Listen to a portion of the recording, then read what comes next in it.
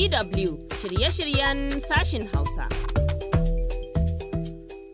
Tuma saurare barkanmu da saduwa a zangonmu na farko na watsa shirye-shirye daga nan sashen Hausa na DW.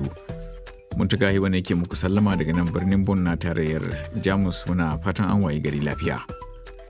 To bayan an sha labaran duniya za a ji mu da ƙarin bayani game da gasar ƙwallon ƙafa ta ƙasashen Afirka da Kamaru ke ɗaukar nauyi. A Najeriya za a ji abinda mazauna yankin Niger Delta ke cewa game da diyar da suke tsammani daga kamfanin mai na Shell. A jihar Adamawa ta Najeriya muna tafi da rahoto game da yunkurin kafa sabbin gundumomi da gwamnatin jihar ke yi wanda kuwa ke fuskantar tarjiya. Waɗannan da ƙarin wasu batutuwan su ne za a ji cikin shirin bayan na gabatar da labarai da fari.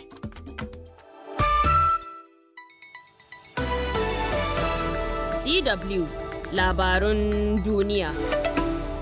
Ƙasashen ECOWAS sun ƙaƙabawa ƙasar Mali takunkumai da za su iya karya mata tattalin arziki.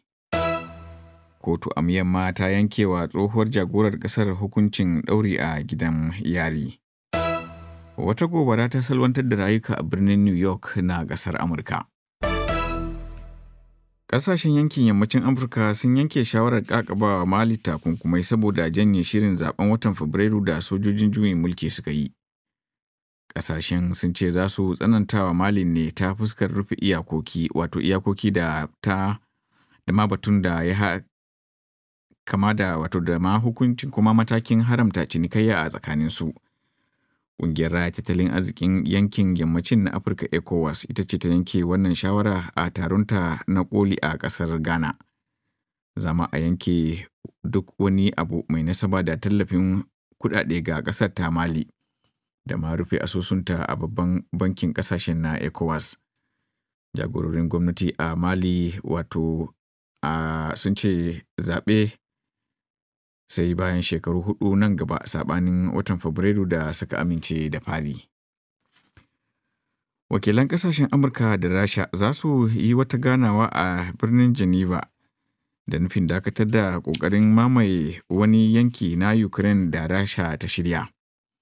Amurka da Tarayyar Turai suna nuna damuwa a game da take-taken na Rasha a gabashin yankin wato ƙasar ta Ukraine, abin kuma da Rasha ke musantawa. Masu kallon al'amura dai na ganin ganawa ta yau Litinin za ta iya kasancewa mai wahalar gaske saboda zafin da batun ke da shi. Rasha dai na ƙoƙari ne na hana wasu daga cikin ƙasashen gabashin Turai shiga cikin ƙungiyar tsaron nan ta NATO, musamman ma ƙasar Ukraine. Wata kotu a Myanmar ta yankewa tsohuwar jagorar ƙasar Aung San Suu Kyi daurin shekaru 4 saboda samunta da wasu laifuka ciki hada mallakar rediyon oba-oba da ma amfani da rediyoyin ba tare da lasisi ba. Wani laifin da kotun ta baiwa Madam Suu Kyi Days, waɗanda sojoji suka kifar da gwamnatinta a watan Fabrairun bara, shine take dokokin yaƙi da corona. Dama dai Aung San Suu Kyi wadda ke da lambar yabo ta Nobel na tsare ne tun ranar da sojoji suka kifar da gwamnatinta a wato ranar 1 ga watan Fabrairun baran.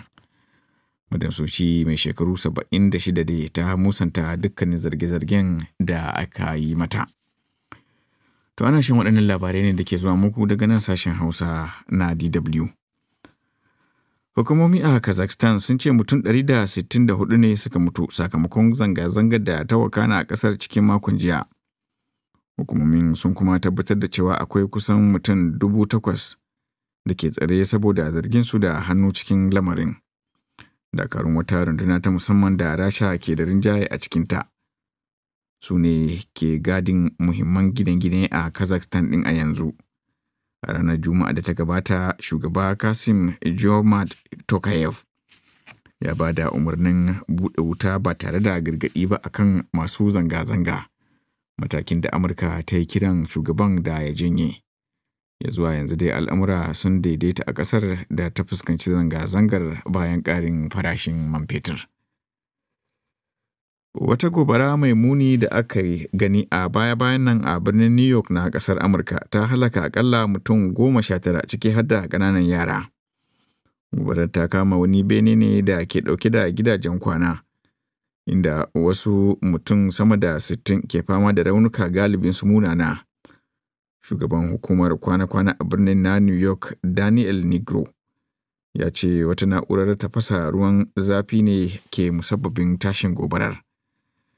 Wata matsalar kuwa ita ce ta rashin isassun hanyoyin tserewa daga haɗura a benin da ya kama da wuta. To baki ɗaya ƙarshen labaran duniyar kenan da suka zo muku daga nan sashen Hausa na DW. Yanzu za mu je ga rahotannin da muka yi muku tanadi. DW harkokin yau. To a cikin harkokin za a ji yadda 'yan jarida ke fama da ayyuka cikin mawuyacin yanayi a Afirka. A jamhuriyar Nijar kuwa wani biki ne na al'adun Abzinawa aka kammala a jiya Lahadi. Za mu ji yadda abubuwa suka wakana. Amma yanzu bari mu faro daga